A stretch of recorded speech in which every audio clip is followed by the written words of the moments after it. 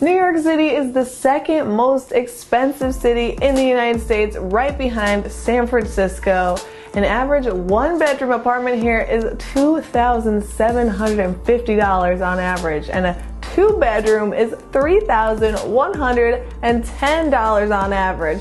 So it's definitely not the place to come if you're looking for a budget. Now, the reason that New York is so expensive is because there's 8 million people living here. 1 out of every 37 US residents live in New York City, and 1 out of every 21 New York residents are millionaires. That's why you're getting those crazy rent numbers. But if you can't help yourself and you just want to move to New York, like me, then in this video, I'm going to share with you my strategies as someone who has lived in Westchester, Queens, Brooklyn, Manhattan, and Staten Island. And for those people who know the boroughs, that's every borough except the Bronx. Westchester is not one of the boroughs, but it is part of New York. But my point is that I have experienced New York in all different ways, and these are my tips for moving there. Number 1 is move during winter. Now, the reason I say this is because most people move during the summer months, and because of that, the rent prices are higher because more people are interested in moving. So if you actually plan your move in the winter months, then the prices are going to be slightly lower and you can save money throughout the entire year. Number 2 is have patience, especially if you're moving here from another place and you plan on living here long term.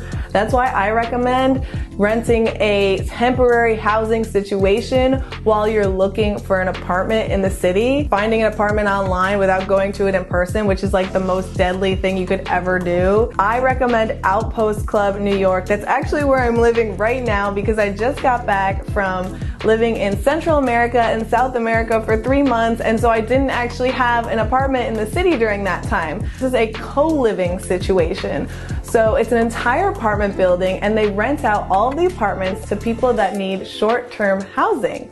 They rent private rooms, you can even do shared rooms, but Louis and I rented just a private room, and we're paying $19.20 a month for this. And remember, the average cost for an apartment, a one-bedroom apartment, is $2,700, okay? So it's a good price. But the thing that I love the most about Outpost Club is that there's a sense of community right away, and this is so important if you're moving here and you don't know anyone. They have events here, they have social meetings, everything is ready to go. So literally you just roll in with your suitcase and you have a bed, you have sheets, you have pillows, and the bed here actually is made with memory foam. So you have a memory foam mattress and memory foam pillows and fresh, clean cotton sheets. It's super, super comfortable. They even fully stock the kitchen for you. You even have laundry detergent, a washer and dryer, television. They have a Chromecast, they have internet. They also have a co-working space downstairs.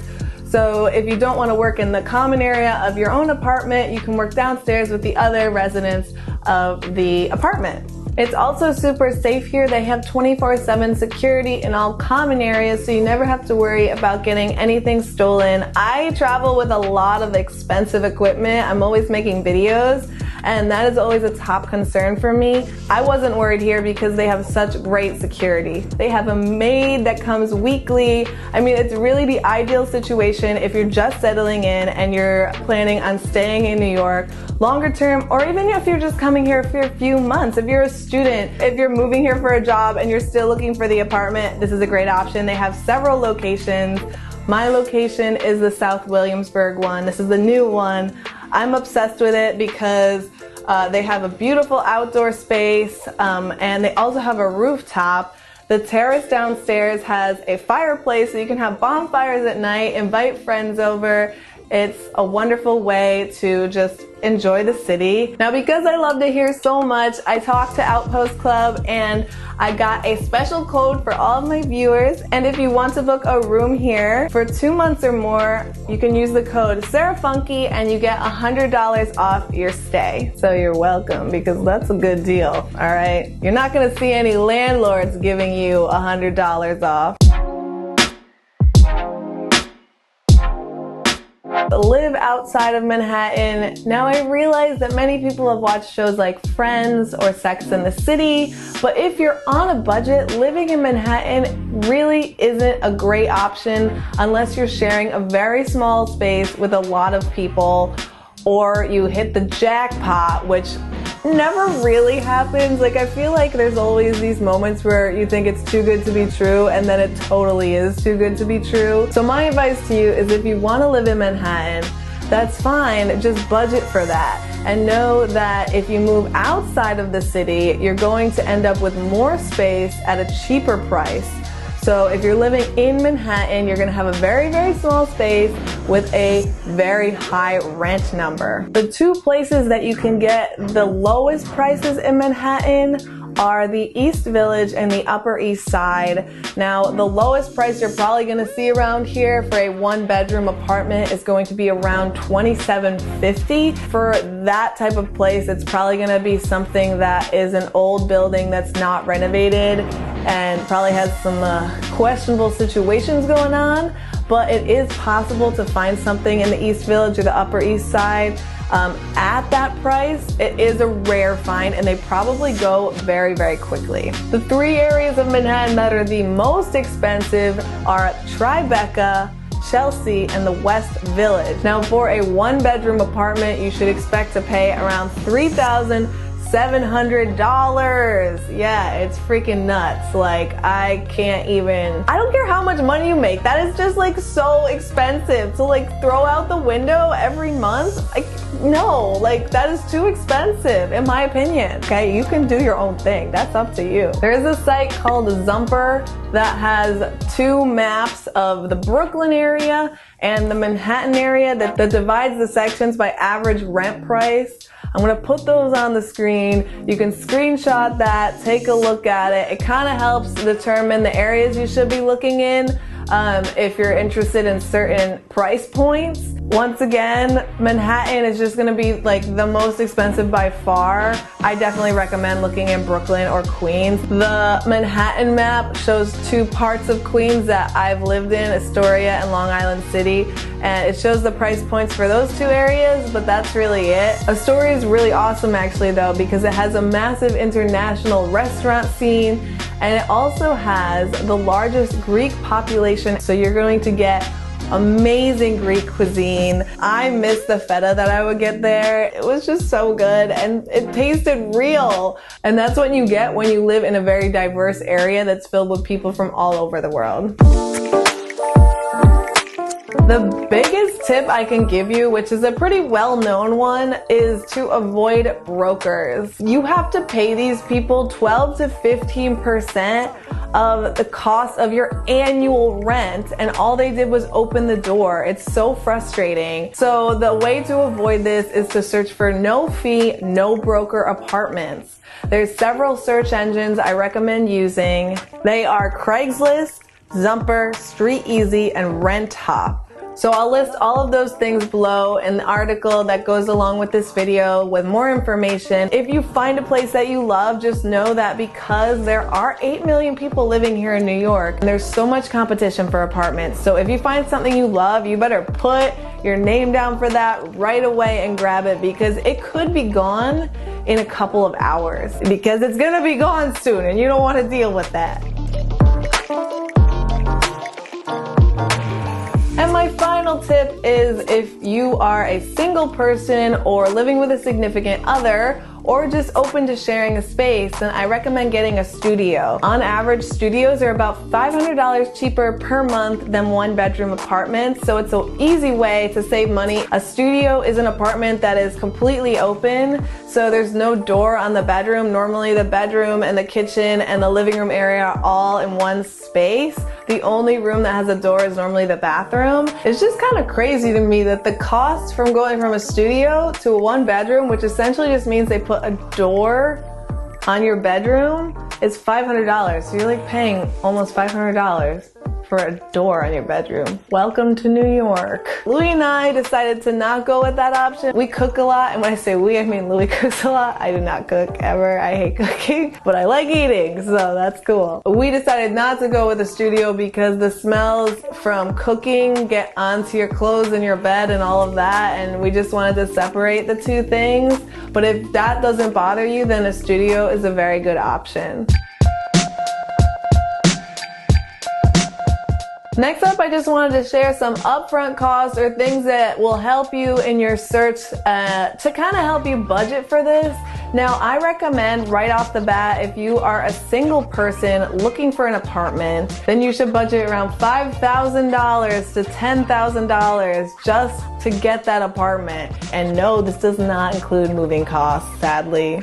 So the initial cost is you're gonna have to do an application for the apartment, which includes checking your credit score. On average, this application costs $50 to $150. You're also going to need to cover first month's rent and last month's rent, and then you're also going to have to pay a security deposit, which is equal to the apartment's monthly rent. Then, if you have a broker, you're also going to have to pay that fee, which is why I recommend not using a broker, because the broker fee is 12 to 15% of the annual rent, which could be several $1,000s. Let's say you get an apartment for $2,000, so you're gonna have to pay $2,000 for the first month's rent, $2,000 for the last month's rent, $2,000 for the security deposit, so we're already at $6,000. You get the application fee, that's about $100, $150, and if you have that broker cost, now you have to pay 12 to 15%. So let's say the broker fee is 15% of your annual rent. If your monthly rent is $2,000, then your broker fee will be $3,600. Add that to the $6,000, that equals a little bit above $9,000 just to move into your apartment. Okay. Now, once you find an apartment that you like and you have your money saved, this is when you have to pull out all the information to prove to the landlord that you can pay that rent. Landlords try to make sure that you're making 40 times the rent. So, if your apartment is $2,000, then you need to be making $80,000 a year in order to rent that apartment. Now, if it's two of you renting the apartment, you just have to make $80,000 combined. So I could make $40,000 and my partner could make $40,000 as well, and that is fine. You're also going to need to give your landlord a few other things to confirm that, because they're not just going to take your word for it. You're going to need a recent pay stub proving that you make that money, or if you haven't been paid yet, let's say you're moving here for a job, you just need a letter from your employer stating your salary, and that will be enough. You're also going to need recent bank statements showing that you have money in your account, so definitely making sure you have that $5,000 to $10,000 just for the apartment expenses is very important. Personal references or business references, not all places ask for this, but it is important to have that prepared. So let's say that you don't make enough money to cover 40 times the rent.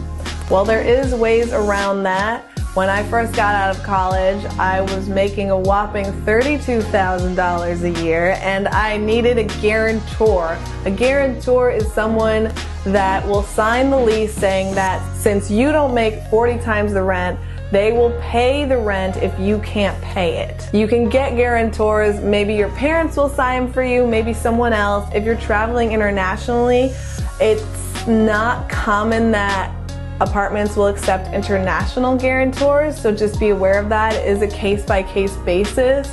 There are ways to get around that as well, though. You can use programs like Rhino, Getty, or Insurance, and for a fee, they can give you a guarantor and also provide you with things like security deposit or excess money. But it is fee-based, so you're going to have to end up paying a little percent to them after they lend you the money, which is why I think it's really important that you save that $5,000 to $10,000 before even considering to get an apartment here. And then lastly, because this process is so horrible and it just sucks the soul out of you, you're going to need someone to just emotionally support your trauma in your life going through getting an apartment in New York City, because it's literally the worst part about living in New York City. It's horrible. I'm sorry that you have to go through it. It's very traumatizing.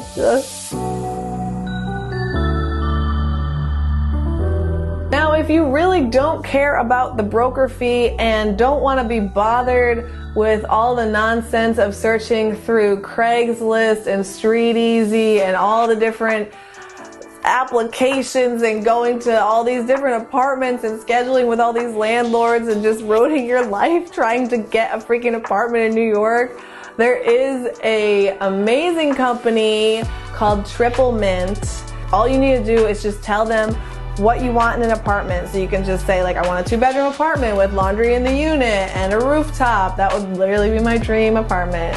Help. They will take the list of all the things that you want and they'll do their search on their own, find places, and then work around your schedule to bring you to the apartments. Now, the important thing about them working around your schedule is that a lot of the time when you find an apartment on StreetEasy or Craigslist or whatever your application that you're using, and you're not going through a broker, you'll have to work around the times that the landlord or the person showing you the apartment can bring you to the apartment. And if that's in the middle of the workday and you can't take off of work, then you just missed that apartment and that's it. And that's why companies like Triple Mint are really helpful, because they just streamline the whole process and take all the headache out of it. It's a really good option if you just don't want to be bothered. But it is a broker, so you're going to have to pay 15% of your annual rent on top of it, which could be quite a bit of money. So just prepare for that. And if you're fine paying for the convenience, then that's awesome. And that just saved you a bunch of time. So I hope this video helped you get a better idea of how much it costs to live in New York and the process of getting an apartment here and how you can save some money doing it. If you like this video, please subscribe, watch my other New York videos, and follow me on Instagram at SarahFunky. I'll see you next time.